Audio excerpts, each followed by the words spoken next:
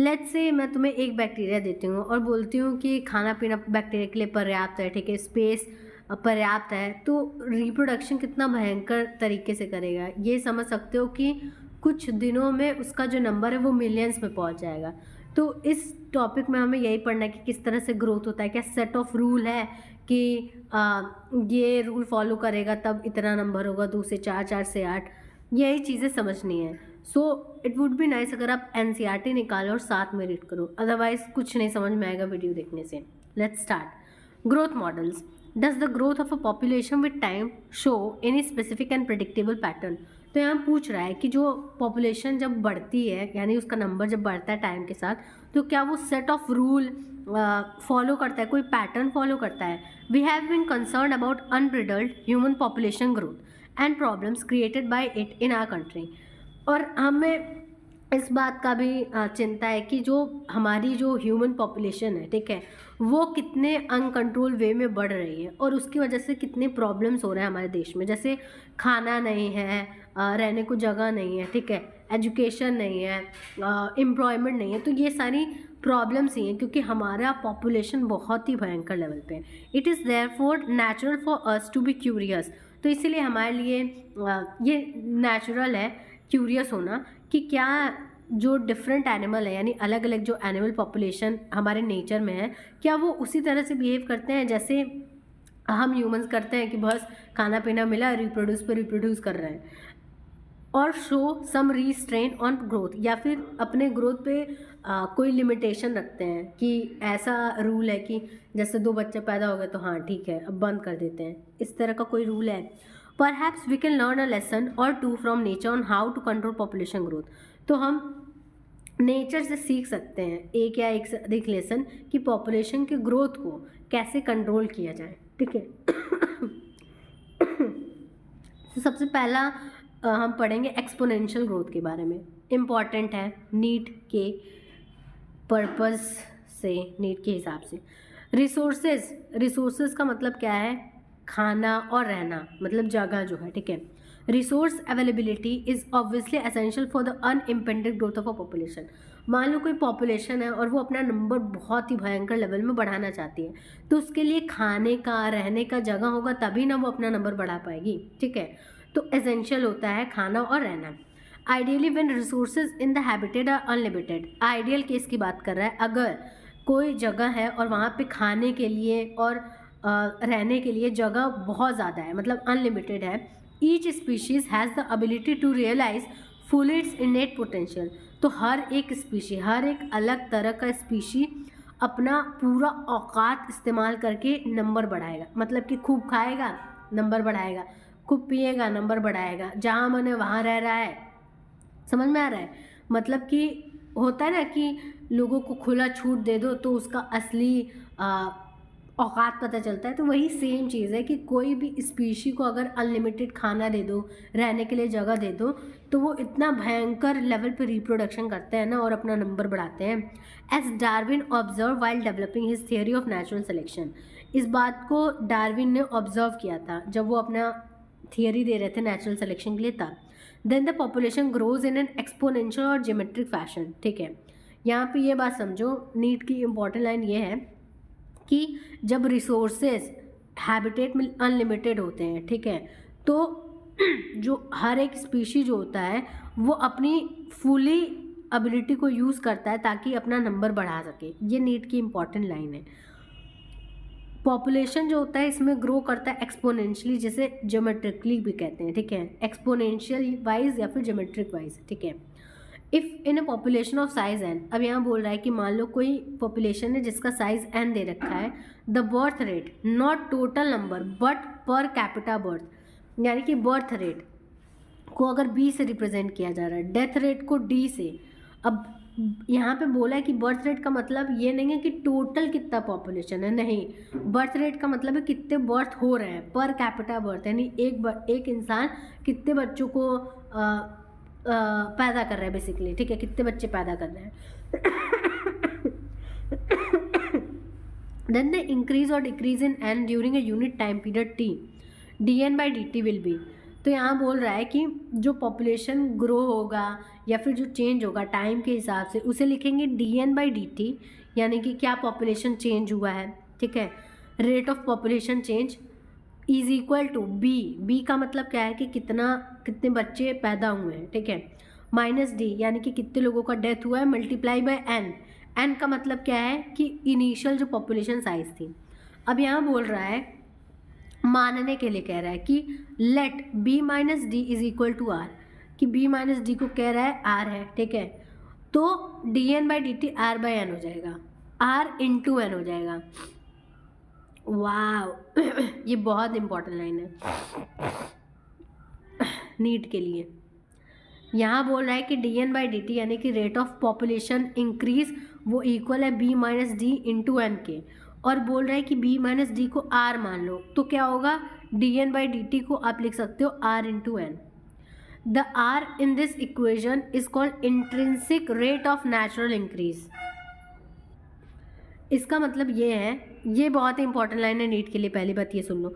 दूसरी चीज़ ये है कि आर का मतलब है intrinsic rate of natural increase, मतलब कि कोई इंसान या फिर कोई स्पीशी की जो एबिलिटी है कि कितना वो मैक्सिमम अपना नंबर बढ़ा सकता है, उसे हम आर कहते हैं।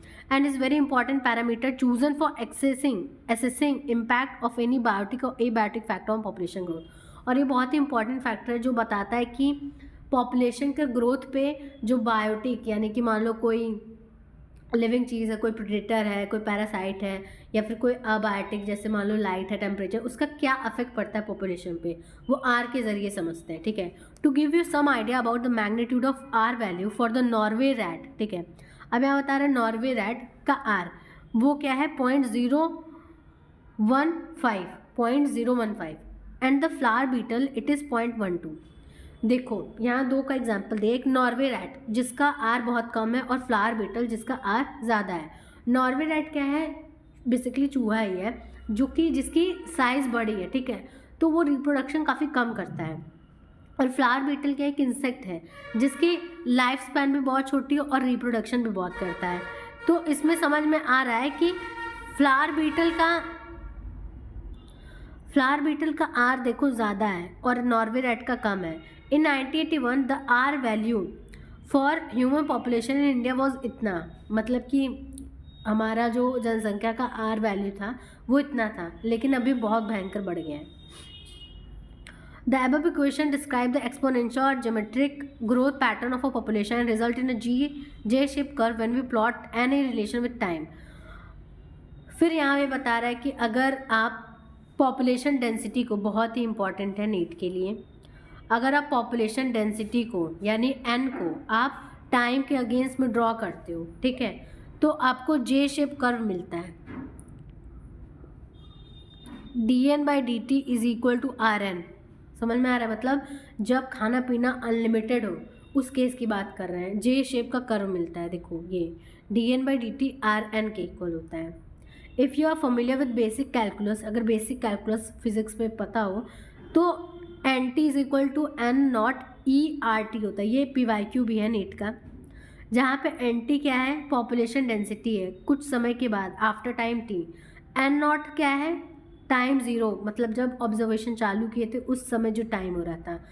R क्या है, intrinsic rate of natural increase है। E क्या है, बेस है नेचुरल लॉग का। ये सीधा क्वेश्चन आ गया था नीट में, तो बेसिक लेवल के क्वेश्चंस भी आ जाते हैं। Any species growing exponentially under unlimited resource, बता रहा है, ये भी नीट का इंपॉर्टेंट लाइन है कि कोई स्पीशी है और उसे अंधा खाना, अंधा स्पेस मिला हुआ है, तो वो एक्सपोनेंशियली ग्रो करेगी, ठीक है, और वो रीच करेगी enormous population density in a short time. थोड़े से समय में अपना भयंकर लेवल में नंबर बढ़ा लेगी। जैसे कि बैक्टीरिया की ही बात कर लो, बैक्टीरिया एक है, ठीक है, फिर क्या होगा, 1 से 2 होगा, 2 से क्या होगा 4 होगा, 4 से क्या होगा 8 होगा, 8 से क्या होगा 16, 16 से क्या होगा 32। देखते देखते इतना भयंकर लेवल में उसका ग्रोथ हो जाएगा अगर खाना पीना रहना सब ज़्यादा होगा, अनलिमिटेड होगा। Darwin showed how even a slow growing animal like elephant could reach enormous number in the absence of check। यहाँ डार्विन बताते हैं कि ऐसे जानवर जो कि बहुत ही जल्दी नहीं ग्रो करते, ठीक है, धीरे धीरे ग्रो करते हैं, वो भी बहुत ही भयंकर लेवल पे अपना नंबर बढ़ा सकते हैं अगर चेक्स यानी कि कुछ लिमिटेशंस ना रखी जाए। The following is an anecdote, मतलब एनेक्डोट का मतलब एक कहानी बताई जा रही है जिससे हम समझेंगे कि कैसे पॉपुलेशन ग्रो होता है exponentially. The king and minister sat for a chess game, मतलब राजा और उसके मंत्री चेस के लिए बैठे, ठीक है। The king confident of winning the game, राजा को पता था कि भाई हम तो जीत जाएंगे। Was ready to accept any bet propose by the minister, तो वो बोला कि कुछ भी तुम लोग शर्त लगाओ, मैं मानने को तैयार हूँ अगर मैं हार गया तो। The minister humbly said that if he won he wanted only some wheat grain the quantity of which is to be calculated by placing on the chess board 1 grain in square 1। तो वो बोला, मंत्री जो है वो बोला कि हमको कुछ नहीं चाहिए, बस जो शतरंज है, शतरंज के हर एक स्क्वायर में आप ग्रेन यानी कि गेहूं का दाना डालेंगे, ठीक है। लेकिन रूल है कि स्क्वायर 1 में आपने 1 डाला, ठीक है, 2 इन स्क्वायर 2 दूसरे में आपने 2 डाला, तीसरे में आपने 4 डाला, चौथे में आपने 8 डाला, ठीक है, समझ रहे हो, पाँचवें में आपने 16 डाला, छठवें में आपने 32 डाला, ऐसे करते करते आपको 64 पीसेस भरने हैं। The king accepted the seemingly silly bet and started the game. राजा को लगा कि क्या फुद्दू है यार, लेकिन राजा हार जाता है, मिनिस्टर जीत जाता है। The king felt that fulfilling the minister bet was easy. राजा को लगता है चलो कोई बात नहीं, यही तो करना है, कर देंगे, भर देंगे दाना। He started with a single grain on the first square पे उसने एक दाना रखा। ऐसे करते करते करते करते जब वो हाफ चेस बोर्ड को भर दिया तो उसे रियलाइज़ हुआ कि entire kingdom pull together would still be inadequate to cover all the 64 square, कि पूरे जो किंगडम है उसका भी अगर हम गेहूँ ला के रख दें तो भी कंप्लीट नहीं हो पाएगा। ऐसा इसलिए था क्योंकि एक्सपोनेंशियल ग्रोथ हो रहा था। पहले तो लगता है कि यार क्या ही बात है, 1 से 2 ही तो हो रहा है, 2 से 4 ही तो हो रहा है, लेकिन कुछ टाइम के बाद, कुछ घंटों के बाद, कुछ दिनों के बाद उसका नंबर मिलियंस में चला जाता है। Now think of a tiny paramecium starting with just 1 individual and through binary fission doubling in number every day. अब यही सेम ऐसा होता है पैरामीशियम के केस में। पैरामीशियम क्या है? सिंगल सेल का ऑर्गेनिज्म है जो कि बाइनरी फिजन से ग्रो करता है। पहले वो 1 होता है, ठीक है, फिर 2 होता है, 2 से 4 होता है, 4 से 8 होता है, 8 से 16, 16 से 32, 32 से 64, 64 से 128, समझ रहे हो? ऐसे करते करते उसका ग्रोथ होता है और भयंकर लेवल में ग्रोथ हो जाता है। Imagine what a mind boggling population it would reach in 64 days provided food and space remain unlimited. कहानी ये है एक्सपोनेंशियल ग्रोथ का कि पहली चीज़ ये है कि अनलिमिटेड रिसोर्सेज यानी कि अनलिमिटेड फूड और स्पेस होना चाहिए। दूसरी चीज़ यह है कि किसी भी तरह का प्रीडेटर, कोई मारने वाला, खाने वाला, किसी तरह का डर वर नहीं रहना चाहिए, ठीक है। तो हर एक स्पीशी अपना पूरा औकात लगा के अपना नंबर बढ़ाता है, एक्सट्रीम लेवल पे अपने नंबर को पहुंचा देता है। इवन एलिफेंट जो कि धीरे धीरे ग्रो करता है वो भी अपना नंबर बढ़ा देता है अगर उसको खुली छूट दे दी जाए, ठीक है। और नीट के लिए इम्पॉर्टेंट लाइन ये है, NT is equal to N not ERT। ये क्या क्या कहानी है, नॉर्वे रैट का क्या आर होता है, फ्लावर बीटल का क्या होता है, और जो एक्सपोनेंशियल ग्रोथ होता है तो उसमें किस तरह का कर्व बनता है, ये जे शेप का कर्व बनता है। कल पढ़ेंगे अब लॉजिस्टिक के बारे में मतलब ये वाला लॉजिस्टिक ग्रोथ।